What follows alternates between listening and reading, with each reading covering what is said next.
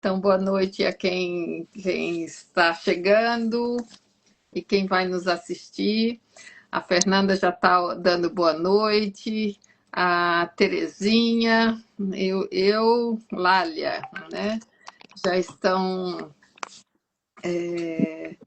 aqui. A Karen está perguntando no grupo se alguém puder responder para ela. A Luciana ou Márcia perguntou, vamos? Então já informa que já estamos no ar. Eu estou respondendo, pode deixar. Então tá bom. Então, boa noite a todos. Vamos para mais uma live e nesse tema, né, bem especial, com essa data que se aproxima, né, que é a data de finados, onde tantas almas elas são lembradas com saudades, né?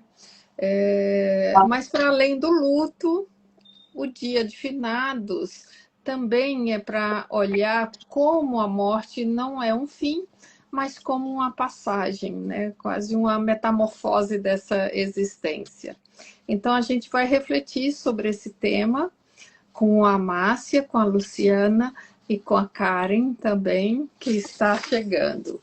Então, eu sou a Márcia Lucena, psicóloga, aconselhadora biográfica e anfitriã das lives da Eleb. E vocês já conhecem esse trio, mas a gente vai novamente se apresentar um pouco de forma bem sucinta para a gente começar a falar sobre a live. Agora a Karen já está, já estou chamando ela para entrar. Você quer começar, Márcia, se apresentar? Sim, começo. Eu sou a Márcia Della Negra, eu sou psicóloga. Oi, Karen. Oi, Karen. Eu sou psicóloga e aconselhadora biográfica, gestora e docente da Escola Livre de Estudos Biográficos. Tenho 77 anos, a gente sempre declina a idade, e tenho o prazer de conviver com vocês quatro. Hoje não seremos três só falando, Márcia também. A gente vai ter uma abordagem a partir de um livro que foi trazido para nós a partir de um trabalho intensivo, tanto da Márcia quanto da Luciana. Então, estou bem feliz, embora o tema possa nos parecer um pouco pesado, um pouco falar da morte, mas é necessário a gente falar de que existe uma vida depois da morte e antes do nascimento. E é isso que a gente vai tentar abordar hoje. Boa noite a todos. Luciana. Bom, então boa noite. Eu sou a Luciana Pinheiro, sou artista plástica, sou aconselhadora biográfica e trabalho com a arte a partir desse caminho de ponte, de consciência, né, de expressão, onde a arte se torna um caminho também através da antroposofia, dentro do caminho biográfico, e também trabalho com a pesquisa e com a biografia da artista Hilma af Klint.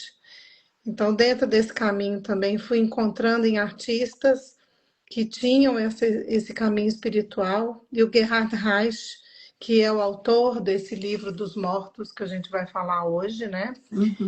E que eu e Márcia há muitos anos trabalhamos com as imagens contemplativas, né, meditativas e terapêuticas deste artista, e especialmente esse livro hoje nós vamos colocar um pouco dessa nossa experiência, dessa bagagem, das imagens que ele nos deixou como uma referência também para trabalhar com a morte. Karen. Bom, aconselhadora biográfica, e a gente vai entender melhor isso olhando a morte. Mas antes de tudo, aconselhadora biográfica da escola, que nós estamos aqui representando, que é a ELEB, né? A escola mãe, a escola fonte do aconselhamento biográfico. Eu dou a grupo de estudos há mais de 15 anos, né? Sobretudo de cristologia. Então, da minha parte, o que eu trago a vocês, o que eu posso colaborar é um pouco essa visão a respeito da morte, né, à luz da antroposofia, mas trazendo também o impulso crístico para dentro dessa morte, que é onde realmente a gente pode ver de uma forma diferente de como a psicologia aborda, diferente como a biologia aborda, diferente como a ciência natural aborda, é abordar a morte do ponto de vista espiritual e com impulso crístico. Isso é antroposofia. Obrigada, Karen. E aí eu convido você que está nos assistindo agora a também participar, né, interagindo com a gente, fazendo perguntas, fazendo algumas observações. É muito importante essa troca, né, aqui. E aí agora a gente começa, Luciana, você quer mostrar as imagens desse livro tão especial? Sim, eu vou começar mostrando para vocês. Existe o livro, né? Existem as lâminas, que a gente chama de lâminas, que são as imagens que a gente medita, né? E também os versos meditativos. Hoje a gente escolheu 4 imagens para ir trabalhando ao longo dessa live. Acho que é importante colocar, né, que o Gerhard Reich ele viveu numa época em que ele conheceu Rudolf Steiner, que a biografia dele é muito profunda. Ele foi um soldado da guerra, né? E na guerra ele foi salvo a partir de uma intuição que ele teve de sair das trincheiras. Todo mundo morreu lá e ele ficou vivo. Então, e aí ele procurou Steiner e ele encontrou na antroposofia um caminho. Por que que ele foi salvo? Porque ele não morreu com todos os outros, né? E ele foi encontrando o sentido, o propósito da vida dele, na medida em que ele se aprofundou na antroposofia, nos estudos com Steiner, como artista.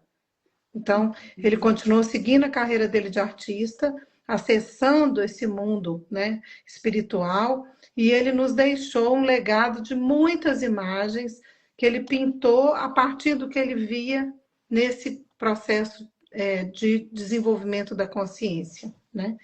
Então, uma das imagens que eu quero mostrar, né? Você quer que eu mostre e você pode... eu Era mostro bom, e era bom, você isso. fica falando, tá? Ótimo. É importante dizer que eu e Márcia, a gente trabalha muito tempo com essas imagens. Existe uma outra série de imagens, né?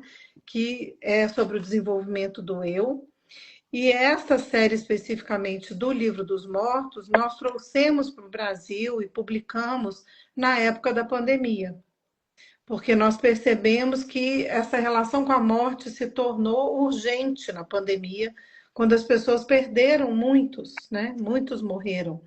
Então, nós fizemos um seminário online que foi bem, assim, teve muita adesão, um seminário com muitos participantes, onde a gente discutiu essa história da morte a partir desse caminho que Márcia e Karen hoje vão abordar também, de que a morte é um portal, assim como o nascimento, né? Quando a gente nasce para o mundo físico, a gente morre para o mundo espiritual como ser, né, que começa a chegar no mundo físico, e quando a gente morre no mundo terreno, no mundo físico, a gente nasce de novo no mundo espiritual. Então, as imagens que o Gerhard Reich deixou e que estão nesse livro dos mortos são imagens não só para que a gente possa meditar durante um processo de luto, como também para a gente trabalhar com pessoas que estão em processo de despedida, em cuidados paliativos. Geralmente, as pessoas que estão conscientes nessa fase, elas também buscam algum caminho, né? Muitas vezes também já aconteceu de eu trabalhar com 2 pessoas que não tinham mais condições de falar, mas elas viam e escutavam. E aí trabalhávamos essa imagem como um caminho de acessar aquilo que era possível. Né, Márcia? Era legal você também contar um pouco da sua experiência. Eu tive uma experiência mais recente, questão de uns 2 meses atrás, que foi muito importante. Foi uma paciente com câncer terminal já, e ela estava bem consciente, e aí a gente começou a fazer um trabalho com estas imagens. Eu pedi, são 25 imagens, eu separei algumas imagens, eu separei umas 10 imagens e pedi para que ela escolhesse. aquelas imagens que melhor tocasse ela, né? E ela foi escolheu 4 imagens, inclusive essa foi uma delas que a Luciana está mostrando, chama-se Anjo da Morte, e eu não mostrei para ela o significado de nada, só as imagens, e ela foi muito bonito, ela trazendo isso, e depois eu pedi para que ela desse um sentimento para cada imagem, né? E aí ela foi trazendo o sentimento que tinha, ela ainda não admitia o caminho que estava, ela tinha muito medo da morte, e aí a gente foi trabalhando a partir dessas imagens, então ela foi dando um sentimento, a partir do sentimento a gente foi construindo uma narrativa para cada sentimento, e depois eu pedi para que ela pudesse meditar. Isso eu fui no hospital, ela já estava hospitalizada, então eu ia no hospital para fazer esse processo com ela. Uhum. Foi muito importante, aí eu deixava como tarefa para ela à noite, para que ela meditasse naquelas imagens, né? Eu pedi para ser impresso, a família imprimiu as imagens e ela pudesse estar meditando. Então, depois eu voltei mais 3 vezes para a gente continuar esse processo até que ela pôde fazer o desligamento dela. Então, foi extremamente importante. Depois teve o depoimento dos familiares, né, nesse processo todo, o quanto que isso foi trazendo para ela um novo significado, né, uma nova compreensão do que ia, porque ela tinha muito medo. Ela dizia, será que eu vou encontrar meus familiares lá? Que eu acho que é o medo de todos, né? O que vai acontecer depois da morte, que depois a gente vai falar um pouco aqui. Então, foi, num resumo, né, foi muito bonito o processo, e depois a gente pode falar um pouquinho mais, né? Eu acho importante que a Karen e a Márcia agora contextualizem essa questão da biografia, né? Que acho que cabe muito nesse momento, porque a morte é um tabu na nossa sociedade. Isso.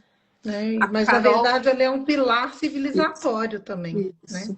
A Carol está aqui falando, é natural a visões das forças contrárias nesta passagem, mesmo trazendo orações e cânticos e até velas e luz não se apresentar de imediato? É bom, a Márcia é boa para responder essa.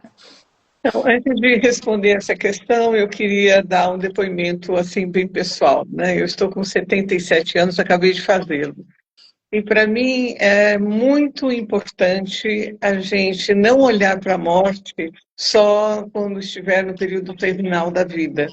Mas a gente poder olhar para esse momento, que é um momento biográfico da maior importância, né? Porque é o momento em que nós encerramos a nossa trajetória aqui na Terra, mas iniciamos uma trajetória num outro espaço, que é o espaço invisível para os órgãos dos sentidos, mas que é tão real quanto esse espaço que nós vivemos aqui. Então, quando eu fiz 77 anos, há pouquíssimo tempo, uma imagem que se formou em mim era como se eu estivesse no alto de uma pirâmide, na ponta dos pés, como uma bailarina. Olhando do alto da pirâmide, um panorama maravilhoso que chegava até o horizonte, mas cheio de flores, de árvores frondosas, e eu sentia que cada uma daquelas flores e árvores representavam os inúmeros encontros que eu tive a oportunidade de ter na vida. Então, eu não estou na beira da morte, mas é necessário que a gente também se prepare, e através das imagens do Reich, a gente pode, não intelectualmente, mas através de imagens, a gente pode começar a formar uma imagem do que é que nós vamos encontrar lá. Que o nosso caminho de desenvolvimento na Terra se encerra com a morte, mas inicia um outro caminho de desenvolvimento que ocorre no mundo espiritual, e que, de fato, ali nós veremos quem, de fato, nós somos e o que nós realizamos. sim, nós vamos encontrar com todas as pessoas que nós encontramos aqui em vida. Depois eu vou aprofundar um pouquinho isso. Mas a gente vai encontrar com forças adversas, seguramente sim, porque a primeira coisa que a gente faz quando a gente faz esse caminho em direção ao mundo espiritual é uma retrospectiva biográfica, em que a gente, então, vê, mas no âmbito espiritual, sente no âmbito espiritual quem de fato nós somos, o que de fato nós realizamos. Então, não existe apenas beleza em nós, não existe apenas bondade em nós. Nós lutamos na Terra com essas forças adversas que querem o mal, mas nos levam para o bem, porque nos acordam para as pessoas que nós somos, né? Então, sim, você pode ter cânticos, você pode acender velas, mas a passagem que a gente faz é extremamente individual, pessoal e dentro do contexto de como foi a sua história de vida aqui na Terra. O que você vai encontrar é você mesmo, sem nenhuma maquiagem, sem nenhuma roupa, sem nenhum embelezamento. A sua alma tal qual você foi aqui na Terra. Acho que eu posso dar a palavra para a Karen, para vocês. Acho que essa ideia que a Márcia traz é muito importante. Responde ao que Carol pede, mas eu acho que também responde, vai ao encontro do que Márcia Luciana fez com a pessoa. Que é o seguinte, nós vamos invariavelmente encontrar um mundo na nossa passagem, onde nós vamos ver e ouvir o lado de lá. Então, para que eu possa ver e ouvir adequadamente as forças régias, áureas, das quais nós temos origem, é na Terra que se aprende isso. Então é preciso que durante a nossa vida terrestre, nós desenvolvamos esse interesse pelo divino e espiritual, mas de uma forma, do ponto de vista da compreensão desse divino, na atuação da vida terrestre. Quando eu compreendo a condução do divino na vida terrestre, ao passar ao divino, eu compreendo muito mais, então, essa vida. E ver e ouvir terrestre passam a ser ouvidos e olhos espirituais no pós-mortem, se eu adquirir força na Terra para isso. Então, a gente precisa entender verdadeiramente a morte do ponto de vista desse eu que a antroposofia tanto fala. Ninguém pode nascer por mim nem morrer por mim. Eu me nasço e eu me morro. Aprender a morrer é o mesmo que aprender a viver quando a gente nasceu. Então, essa caminhada que Márcia está dizendo, ao longo da nossa trajetória biográfica, nos interessarmos pela passagem, desenvolver interesse por ela, é um preparo para ver e ouvir do outro lado. Não adianta terceiros fazerem cânticos por mim, nem acenderem velas por mim. Isso me acolhe, mas não garante a minha trajetória pós-mortem. Quem garante a trajetória pós-mortem somos nós próprios, ao adquirir o conhecimento na Terra. E esse é um tema que é muito tabu, né, ainda de se falar. A gente, quando, em 2019, quando lançou esse livro, né, Luciana, estava em plena Covid também, muitas mortes acontecendo, então era necessário que se falasse sobre esse tema e sobre como passar por isso, né, de uma forma... não posso dizer equilibrada, mas que você encontre algum conhecimento a partir desse momento, né? E foi muito importante a gente trazer esse tema, porque o medo de se falar, das pessoas dizerem, não, eu não posso nem falar nessa palavra que é para não atrair. E assim, sim, esse dia, principalmente dia de finados, né, que antecede o dia de Todos os Santos, né, traz vamos falar desse tema, mas falar também dessa proximidade com estas familiares ou estas pessoas que já fizeram essa passagem. Tem um livro da Karen que ela diz assim, agora eles podem ser os guias, né? Que você aqui enquanto está aqui na Terra, pode solicitar, e esse é o momento mais propício de fazer isso, né? No dia de finados, né? Quando estão esse mundo espiritual e o terreno quase que se aproxima, né? Então, diante desse medo, como agora fica uma pergunta, né? Como trazer mais consciência e sabedoria para as pessoas? E não vou direcionar nenhuma, né? Mas para que cada uma possa estar pegando aí. Eu só queria só um adendo, depois acho que eu sinto que Luzinha pode falar, começar por ali. Mas só um adendo que eu me lembrei, assim, nós nos somos vistas, nós três aqui, quando a gente começou a trabalhar, a fazer esses trabalhos juntos, e que já fazem uns 3 anos, mais ou menos, que as Mais, moiras estão por aí, né? mais. A gente não pode deixar de citar as moiras, no sentido de que elas são aquelas que fazem, fiam, tecem um fio, enrolam o fio e coloca no nosso coraçãozinho o trabalho que cada um vai ter de fazer. Portanto, não tem esta coisa de atrair ou morte antes do seu tempo. Depende do novelo que cada um traz no seu coração. Então, há o tempo de nascimento e há o tempo da despedida, segundo o nosso karma, né? Então, as senhoras do destino, as senhoras do karma, né, por assim dizer, é que vão definir isso, é que vão determinar isso. Então, não tem atrair, tem o que é.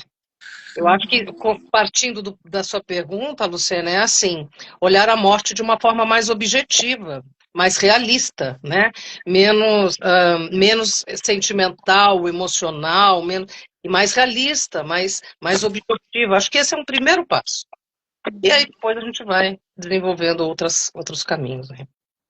Eu vejo assim que a morte é o único destino de fato que a gente não vai evitar nunca, né? Não tem como evitar. Todos nós vamos morrer. E ao longo da nossa biografia, a gente sempre perde alguém, né? E aí a gente também pode pensar em outras perdas que não são necessariamente a morte de alguém, mas existem lutos que a gente atravessa na nossa biografia também, né? Que são perdas de uma época, de uma relação, né? De um sonho, né? Então a morte, ela é um tema da nossa vida todos os dias. E eu acredito que no Oriente, por exemplo, a morte ela é vista de uma forma mais leve do que no Ocidente. Porque lá eles aceitaram isso de uma outra forma. Então, eles convivem com a morte de uma forma até mais banal, né? Então, tem muito mais rituais para os mortos lá do que a gente tem aqui no Ocidente. Mas eu acredito que talvez o encontro dessa consciência seja conviver com a morte sem temê-la, mas também, de alguma forma, se perguntando o que, que eu deixo e o que, que eu quero, né? Como eu quero ser lembrado depois que eu me for, e o que, que eu deixo no mundo como contribuição, enquanto eu puder fazer algo aqui, para deixar como um legado, né? Então tem também essa imagem da catedral, que precisam de 3 séculos para uma catedral ser construída, né? Hoje a última catedral é da Sagrada Família, em Barcelona. Então, assim, não se constroem mais catedrais no mundo, mas as que foram construídas estão erguidas hoje graças a 3 gerações que foram construindo templos e catedrais com esse propósito. Eu não vou estar vivo, mas eu estou deixando algo para a humanidade, né? E algo que tem um significado, né? Então, eu acredito que como lidar com a morte, eu acho que é todo dia. É acordar de manhã e perguntar se eu estou vivo esse dia, qual é o sentido e o significado disso, né? E também se fortalecer e se preparar para as perdas que vão acontecer, porque é inevitável, né? E não é ficar com medo da perda, mas é ter resiliência para aquilo que é necessário enfrentar. É como eu vejo. Acho que a arte, nesse ponto, eu sou suspeita para dizer, mas eu acredito que a arte, a meditação, né, o estudo, são pilares na minha vida, né? É o conhecimento que me dá um pouco mais de chão para encontrar e encarar os meus sofrimentos, as minhas perdas, a arte que me alivia todos os dias, né? e também a meditação. É assim que eu vejo, né? Um caminho meditativo de fortalecimento mesmo. Obrigada. É interessante que as pessoas têm essa, na nossa cultura, tem esse sentimento de permanência. Permanecer jovem, permanecer sem rugas, permanecer, né? Permanência. E a permanência é estagnação, permanência é interrupção. Então, a gente pode dizer, se uma água permanecer parada, seguramente ela vai ficar insalubre, né? Porque ela precisa de movimento, e nós, seres humanos, precisamos de movimento. Existe um movimento que a gente faz na Terra, que são 21 anos, para a gente estar fisicamente pronto, com esse corpo físico pronto.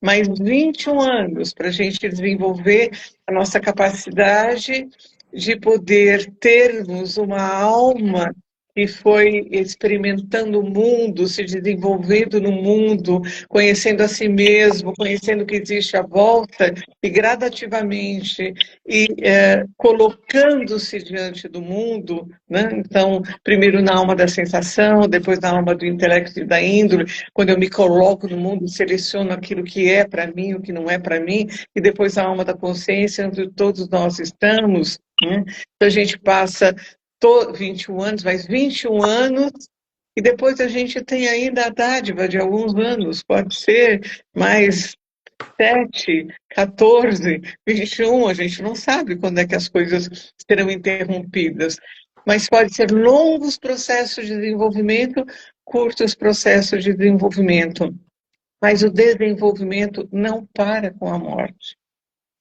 Nós vamos para o mundo espiritual para, de fato, nos conhecermos, sabermos quem exatamente nós somos, e para a gente poder encontrar com todos aqueles que estiveram conosco na Terra, com quem nós estabelecemos vínculos amorosos, vínculos de amizade, vínculos que nós estabelecemos aqui, e podemos depois, juntos, trabalharmos uns com os outros, né?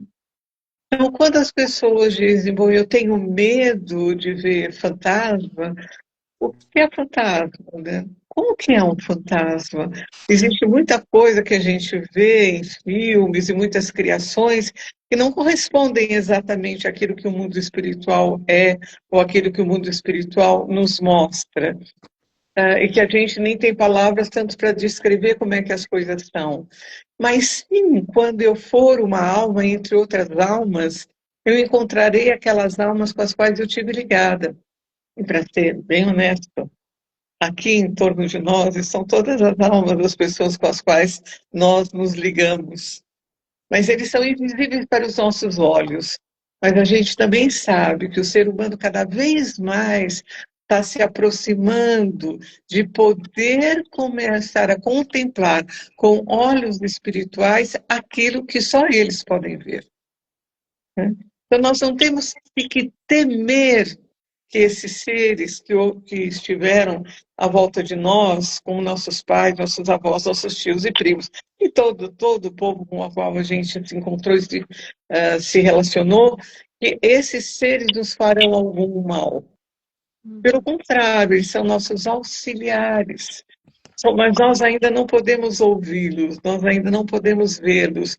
Mas naquele momento, quando você acorda, algumas pessoas já podem, no repouso, antes de sair da cama, já podem trazer certos impulsos, certas imagens, que seguramente são contribuições do mundo dos espíritos para nós. Então, ter medo de ver uma alma do outro mundo, não, quer dizer, esse outro mundo está aqui, está conosco. Estão nos ouvindo, estão nos percebendo, não com olhos físicos, não com ouvidos físicos, mas com aquilo que é o espírito e a alma. Então, não precisamos temer. E algumas vezes eu usei essa frase na formação, eu sempre uso, que morrer é voltar à casa paterna. E nós somos seres espirituais, estamos fazendo um caminho de desenvolvimento na Terra. Então, morrer é voltar para o meu mundo de origem. Eu não preciso ter medo de voltar para a casa do meu pai. Claro, que existem pais e pais, mas nós estamos falando que esse pai que é de um amor profundo pelo ser humano, seja ele quem for, tenha ele feito o que tiver feito na Terra. A Selma tem uma contribuição aqui dizendo que ela é psicóloga e neuropsicóloga, e ela diz assim: crianças lidam com a morte de familiares e doenças crônicas. As crianças temem sem saber. E depois ela traz também: ninguém virou estrelinha. Conheço crianças que não olham à noite por temer ver fantasmas e mortos. Uhum. Posso falar? Pode. Eu vou tentar fazer um crochê do que as musas falaram aqui. É o seguinte, quando a gente olha para as culturas mais antigas, então ditas orientais, a relação com os mundos espirituais era completamente diferente do que nós temos no processo ocidental, né? Eles são herdeiros de uma sabedoria muito primitiva, onde o homem enxergava e ouvia dentro dos mundos superiores, né? Quando a gente vê pinturas rupestres, né, o cientista costuma dizer que aquilo é diário de um dia do homem da caverna. Não, para nós, do ponto de vista da antropologia, aquilo não é um diário do homem da caverna. Ele está vendo, na verdade, seres superiores. Ele está vendo um zodíaco que era diferente nos primórdios, né? E ele está relatando o seu contato com os seres, não a caça que ele fez fora da caverna, mas a relação que ele tem com os seres superiores. Então, a gente parte, temos que estender essa história humana, a gente parte de um princípio onde o homem estava imerso nos mundos espirituais. E essa sabedoria do mundo se dá no que nós chamamos hoje de Oriente. Então, é claro que os orientais herdam ainda essa sabedoria primeva, nas quais eles têm uma relação com os mundos superiores. Terra e céu, terrenal e celestial, estão muito próximos. Arrisco a dizer que as tradições hoje em dia, ou grande parte dos próprios orientais asiáticos, não têm essa consciência. Vivem apenas de uma forma tradicional. Né? Então, assim, são herdeiros de uma sabedoria. Nós, do Ocidente, fizemos um caminho muito sensório, muito materialista. É parte dessa civilização ocidental se desenvolver em contato com esses sentidos na matéria. E a gente vai vendo que, à medida em que o tempo vai avançando, né, esse pensamento materialista, essa consciência de objeto que nós temos, vai afastando cada vez mais o ser humano dessa realidade espiritual que elas estão aqui apresentando. Então, é claro que as crianças hoje em dia, nascidas aqui, fazem parte desse humano imerso em matéria. Porque se nós olhássemos, se a gente for olhar há uns séculos atrás, o comum era você ver crianças conversando com seres, com seus amigos fantasiosos, né? A gente fazia a oração do anjinho da guarda antes de dormir, e era absolutamente tranquilo. E quando perdi um vozinho, uma vozinha, há uma tristeza, mas não havia nenhum medo e desespero. Mas ainda havia uma correlação, os pais, a educação, a sociedade, uma atmosfera onde a religiosidade ainda estava presente. Hoje, na atual sociedade, nada mais é sacralizado. Coisificamos o mundo, precificamos tudo e vivemos achando que isso é tudo que nos resta. Ser humano em si. Então a gente tem que entender que hoje, atualmente, nós estamos realmente trazendo à Terra almas inseguras. Almas que estão amedrontadas com a própria vida e o que vai fazer desse caminho. A falta da religiosidade dentro das famílias e da nossa cultura vai levar cada vez mais a este temor da morte. Porque a impressão que se dá é que nós temos só esta vida e para por aqui. Então, a gente só tem que entender que nem sempre isto foi assim e que cabe a nós fazer a virada disso. Os lares serem mais sacros, no sentido de não da religião, mas do espírito da religiosidade. Tornar sacra a natureza, tornar sacra uma arte, como Luciana diz. Não é qualquer arte. Atrás de mim eu tenho quadros de Rafael que são absolutamente esotéricos, no sentido de símbolos vivos. Levar as crianças a museus para ver símbolos vivos, não para explicar a tinta que está sendo usada, aonde que o Monet nasceu. A criança não quer saber isso. Mas ali existem arquétipos vivos. Então, cabe uma nova educação para uma nova gente. A gente precisa criar uma geração onde o sacro tem espaço. Obrigada, Karen. Por ali. Eu gostaria de compartilhar sobre isso, que as crianças elas vão estar imitando, a gente sabe, o adulto. E esse medo todo que a Selma está trazendo aqui das crianças, pode olhar um pouco para esses adultos à sua volta. E aí, diante disso, eu queria compartilhar uma história que eu ouvi de uma professora Waldorf, que ela diz que tinha 2 alunas, uma com 6 anos, e a mãe estava com um bebê recém-nascido. E essa criança de 6 anos insistindo para ficar sozinha com o bebê. E a mãe, sem saber, com um pouco de receio, né? E a criança insistindo até que a mãe e o pai deixou a criança sozinha, mas ficaram ali ouvindo, né? Meio que distante, mas ouvindo.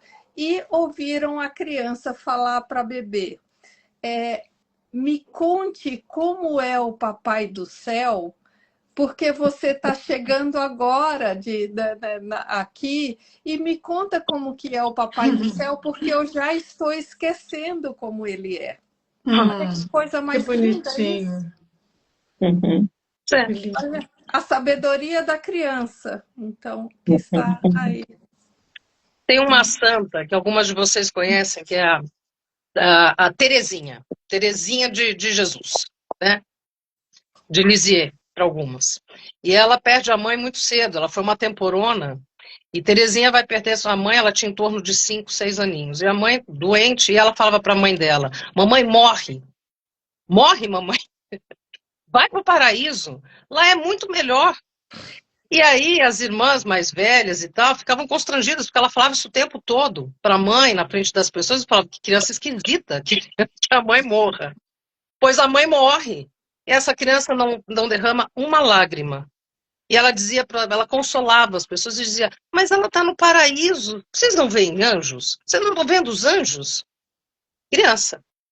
Então, veja, a gente está falando de uma... Claro, Terezinha era uma potência, né, do século XIX nosso. Mas essa cultura, gente, temos que rever a nossa cultura. Essa consciência de objeto, essa vida materialista, vai levar cada vez mais as almas ficarem fragmentadas, enfraquecidas. E temos que pensar que no pós-mortem é o preparo para um novo nascimento. Então, seres humanos que não fazem esse caminho, não adquirem essa força na Terra, vão ao pós-mortem enfraquecidos. Vão mais fragilizados em suas almas e retornam mais enfraquecidos. Então, na verdade, nós temos que criar uma nova cultura na Terra do ponto de vista do espírito. Aí a antroposofia. Então, não da crença, né? Não da crença, não do dogma, nem de nada do antigo. É dos novos mistérios, o impulso novo, pensando justamente no futuro, né? Então, a antroposofia está aqui fazendo esse caminho. Eu fico pensando no meu neto, né? O meu neto outro dia falou comigo: vovó, quando que você vai morrer? Né? Porque ele está preocupado com esse tema, tá na vida dele. Eu falei: olha, não sei. Mas enquanto eu estou aqui, vai ter muito tempo né? E aí ele fica nessa angústia, assim, de quando que eu vou morrer, né? E aí eu falei: não, vamos viver esse momento a partir daquilo que a gente ganha nesse momento de memórias, de lembranças, né? E ele tem 5 anos ainda. E eu acredito, assim, que a gente está construindo, dentro desse caminho biográfico, a gente sabe que o primeiro setênio tem uma relação direta com a bondade do mundo, né? O segundo com a beleza, e no terceiro setênio, entre 14 e 21, a gente busca essa verdade no mundo, né? Então, o que eu entendo em relação ao que a Selma traz, é que eu acho que é uma angústia de muitos pais, né? Talvez até de avós, né? E que eu acredito que a gente plantando essa semente no coraçãozinho dessas crianças, assim, de que o mundo é bom, o mundo é belo, o mundo é verdadeiro, né? Que é possível a gente ter esse amor pelo mundo, que essa é a palavrinha-chave, né? Amor a tudo. E esse amor não morre, E é isso que eu falo para o Léo também. Eu falo, não, a vovó pode não estar aqui na casquinha se um dia acontecer, e quando acontecer, na verdade, quando acontecer, o amor não vai morrer. A vovó vai continuar, o amor da vovó vai continuar em você, né? A vovó vai continuar viva no seu coração e você vai me levar para todos os lados. E aí ele fica brincando. E aí o que eu ver, você vai ver? Eu falo, sim, você vai ser os meus olhos, né? Então eu acredito que a vivência do amor, para mim, é a própria cristologia, né, Karen e Márcia? A vivência do Uhum. amor é que nos sustenta além do medo, né? Uhum. O Sim, medo existe, mas a gente consegue sustentá-lo se a gente consegue aumentar o gradiente de amor no mundo. E uma criança que se sentir amada, que sente que ela é amada e que esse amor não vai abandoná-la, independente da morte, eu acho que cria essa confiança básica na Uhum. vida, né? Essa capacidade de admirar a vida e de ver a beleza, mesmo na morte. Por isso que a gente trabalha com as crianças nessa época da Páscoa, a gente mostra a lagarta, depois o casulo, a crisálida, depois a borboleta, né? A Elizabeth Kubler-Ross também, que é uma grande referência da tanatologia, né? Que trabalhou com muitas pacientes e crianças também em fase terminal. Ela tem relatos lindíssimos. Eu aconselho quem estiver escutando essa live e precisar de alguns exemplos e de algum tipo de suporte nesse momento, com crianças também, que leiam. Tem uma historinha que ela escreveu para um paciente dela, que conta de uma borboleta, né? E relatos de pessoas que trabalham mesmo com a morte muito próxima, né, em cuidados paliativos, que conseguem contar e sustentar essa ideia de que o momento mais luminoso, muitas vezes, é o momento da morte também, né? Então, olhar para essa morte com amor também, com amorosidade, né? Sem o Uhum. medo, porque o medo eu acho que está nesse apego que a gente falou aqui. Sim. O apego pelas coisas e pelas pessoas, né? Pelo aquilo que a Márcia conta como algo que a gente quer que fique sempre definitivo ali. E não é assim, né, Márcia? Fala um pouquinho mais aí. acho que é interessante a gente ver que, embora cada um de nós esteja fazendo depoimento a partir da sua própria experiência, nós estamos falando a partir da antroposofia. Sim. É claro que se nós fôssemos fazer uma aula a respeito da vida entre a morte e o novo nascimento, nós falaríamos das esferas planetárias, falaríamos do que acontece na Lua, no Mercúrio, Vênus, chegaríamos no Sol, nesse âmbito espiritual do Sol, onde ali a gente vive única e exclusivamente a partir deste amor a tudo e a todos.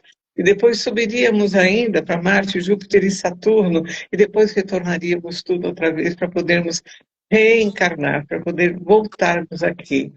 Então, todos os depoimentos que nós fizemos, eles estão imbuídos da imagem que nós temos do que significa o morrer e o que acontece nessa vida espiritual após a morte, né?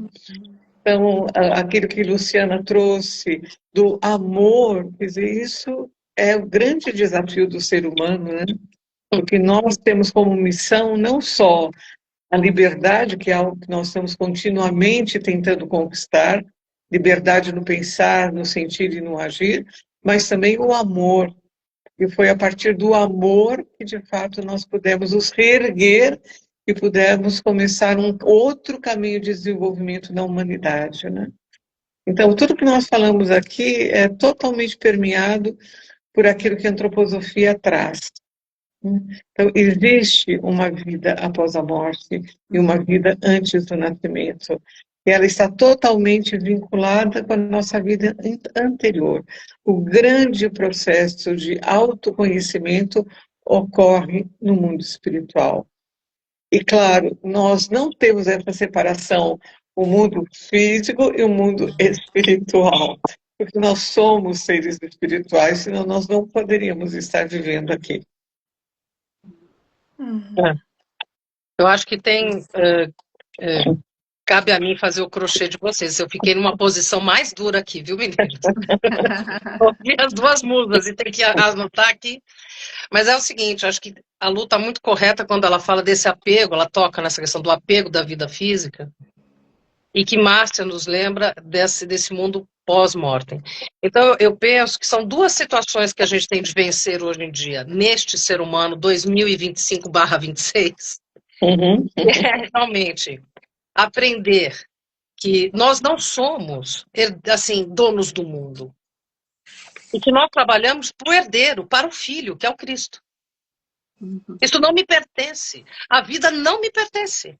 Primeiro, a gente tem que começar a entender isso de uma vez por todas. Isso é uma dádiva, isso é um presente, isso é uma oportunidade. A vida não é minha. Ela é um caminho onde eu encontro a verdade, né? E a vida no final. Por que o Cristo fala, eu sou o caminho, a verdade e a vida no final? Por que ele não começa com vida, caminho? Por que ele não troca? Porque a vida verdadeiramente, nós vamos encontrar, é na passagem. Porque eu vou ver o que eu fiz de mim. Lá é a vida que eu vivi. A vida não é o que eu estou todos os dias no tijolinho da demanda. É o que eu fiz de mim que eu vou ver, então, a vida que eu vivi. E é com este extrato que eu vou entrar nos mundos superiores e encontrar o ambiente da onde nós nascemos, que é o que Márcia está dizendo. Nós somos verdadeiramente deuses que estão tendo uma experiência terrestre, né? Então, eu acho que este apego nesta vida material, onde só os sentidos me dão segurança, tudo que eu toco, vejo, é o que me dá segurança, isso nós precisamos mudar. Precisamos ouvir mais os nossos pensamentos, ouvir mais os nossos sentimentos, fazer este caminho da escuta do anímico espiritual, porque daí eu não fico tão dependente dos sentidos físicos, mas também compreender e aprender que é uma perspectiva futura. Então, ficar escravo dos sentidos e sem perspectiva, faz do ser humano esse bichinho que ele está. Amedrontado, né? E posso dizer, bastante obscuro. Então, de novo, precisamos gerar humanos, criar uma geração, uma visão mais abrangente, mais ampla, com autoconhecimento profundo, como os gregos lá atrás.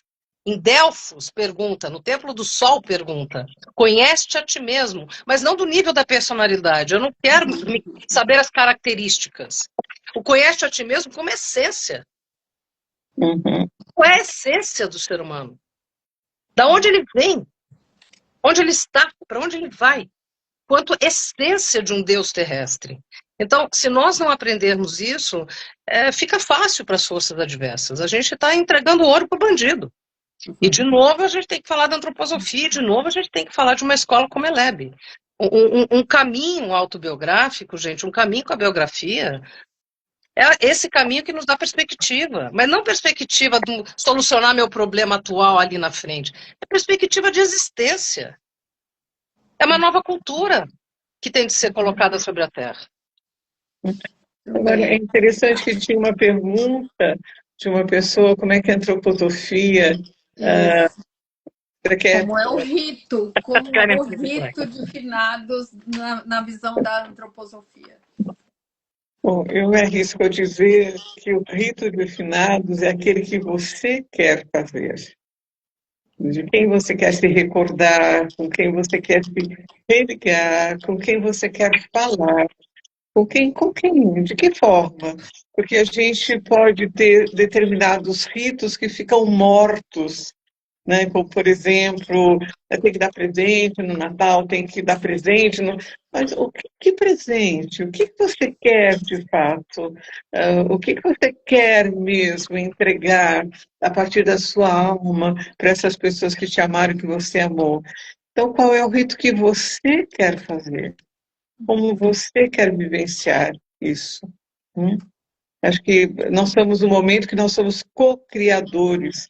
A gente espera que alguém resolva, que Deus dê uma solução, né? A gente reza para Deus para dar o caminho, para que alguém resolva o problema, mas nós temos que olhar e dizer, agora eu me coloco diante dessa pergunta, como eu quero, neste dia, me recordar de todas aquelas pessoas que conviveram comigo, que me amaram, que eu amei.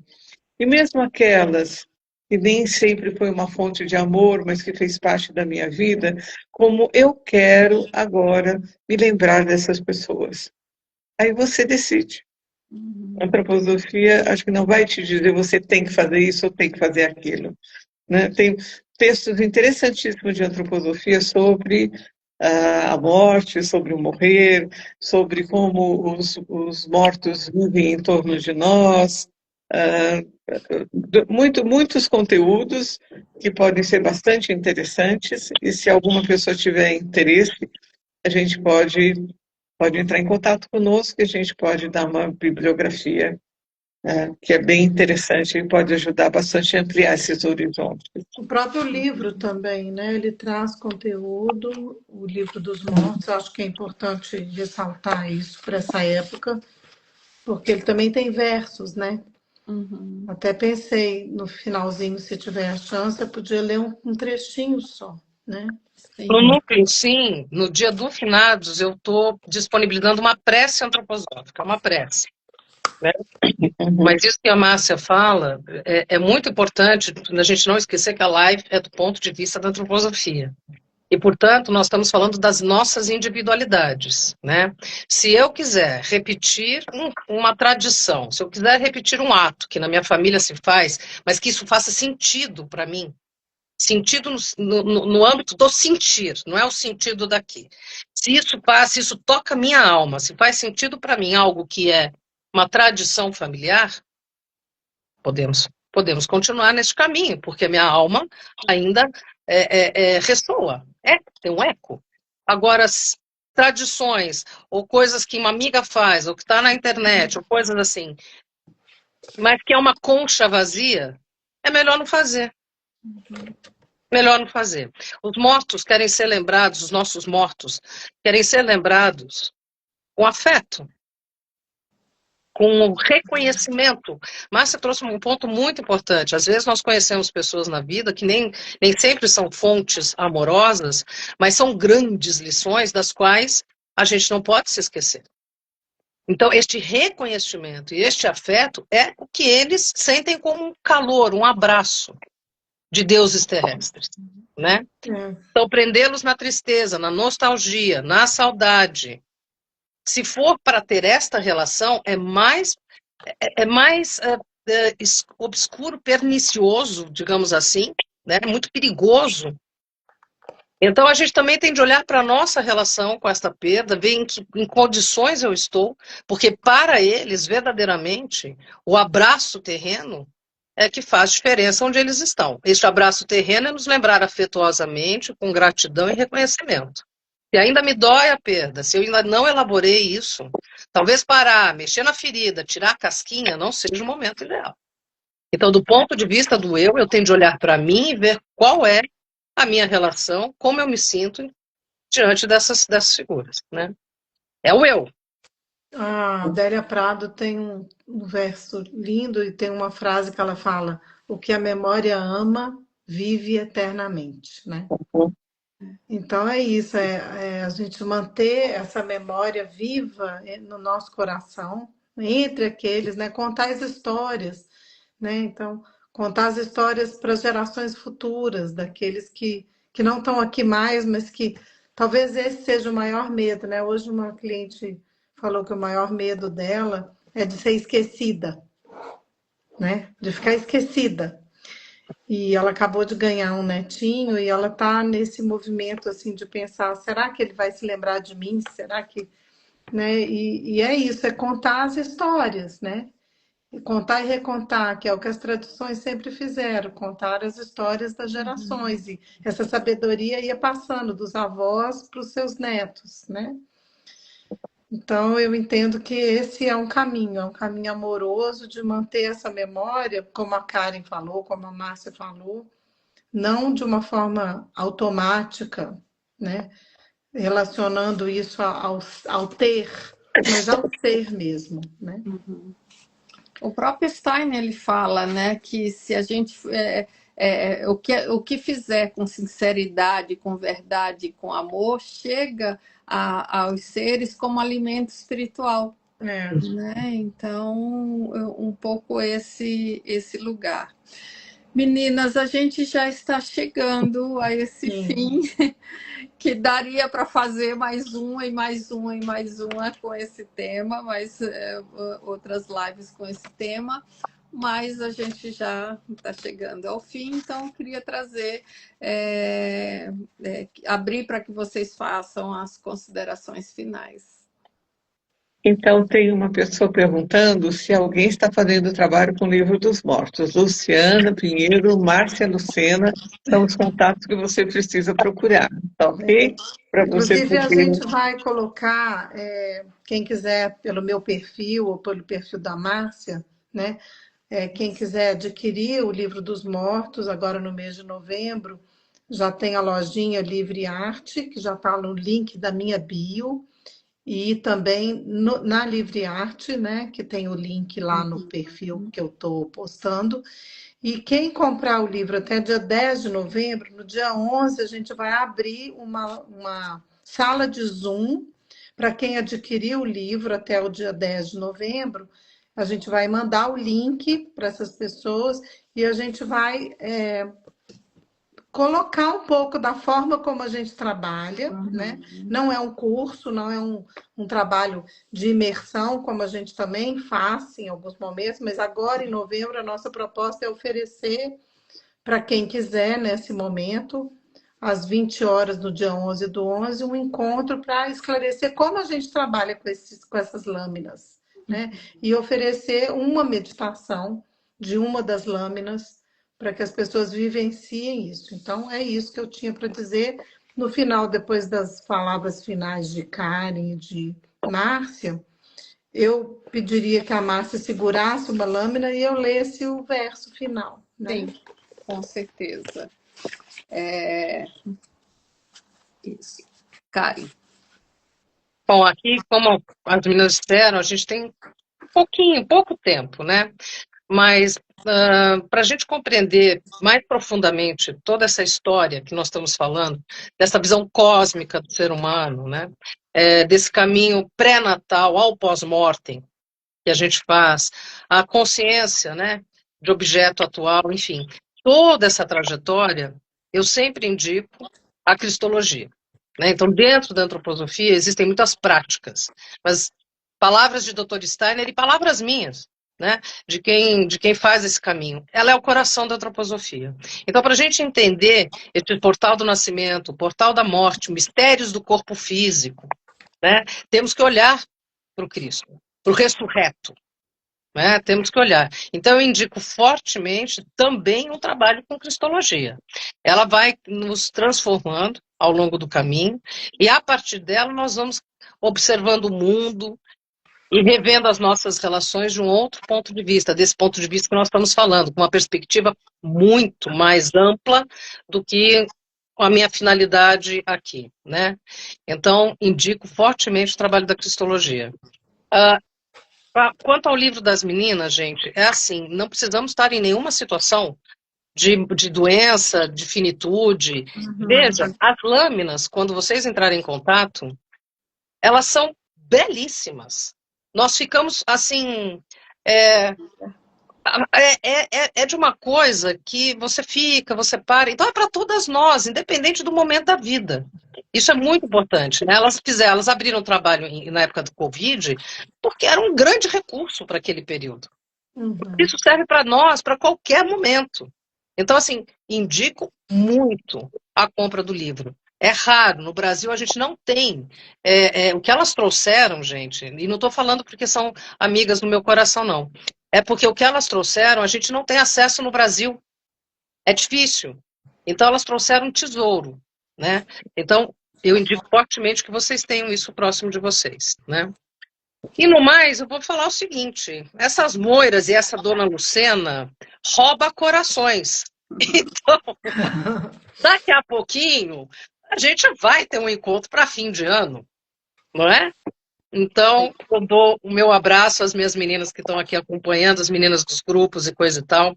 Meu beijo às moiras, obrigada por tudo. Elebe por abrir esse espaço. E que a gente vai ali até o finalzinho do ano, a gente ainda tem um encontro, eu conto com todas vocês. Obrigada. Luciana, fala da livraria É só a um Márcia que instantinho. vai falar as Não, eu considerações. só vou falar tchau, obrigado por tudo, um prazer estar com vocês. Eu quero deixar espaço para a Luciana fazer o verso. Tá bom. Então mostra a número 2, Márcia, que é esse que eu vou ler. Tá, A e lâmina só um 2. instantinho, Luciana, antes de você falar, a Marcel está perguntando onde adquirir o livro, como Sim. o nome da livraria agora que está... Livre Arte, mas se ela segue o meu perfil no Instagram, eu já vou colocar o link no Stories imediatamente após a live, tá? Fica mais fácil, é só clicar lá, tá bom? Mas é na Livre Arte, www.livrearte.com.br. Bom, então mostra aí, Márcia, mais pertinho para a gente ver. Aí. A retrospectiva da vida. Ainda vivemos na Terra em profunda escuridão. Vem a morte e nos conduz para os impérios das esferas em plena claridade. Lá ficamos nós, iluminados por tanta luz, rodeados de intensa vida, e nós não a compreendemos. Contudo, o eu é vigoroso, impõe-se na sua busca pela lucidez. A lembrança do conhecimento espiritual na Terra ressurge na profundidade da alma e torna-se força de consciência. O Espírito Santo desperta o eu e nos conduz com sabedoria através dos mundos até um novo chamado para estar na Terra. Gerhard Reich. Obrigada a todos. Muito obrigada. Uma boa noite. Um beijo. Tchau, gente. Tchau, gente. Voltamos no advento. Muito obrigada, meninas.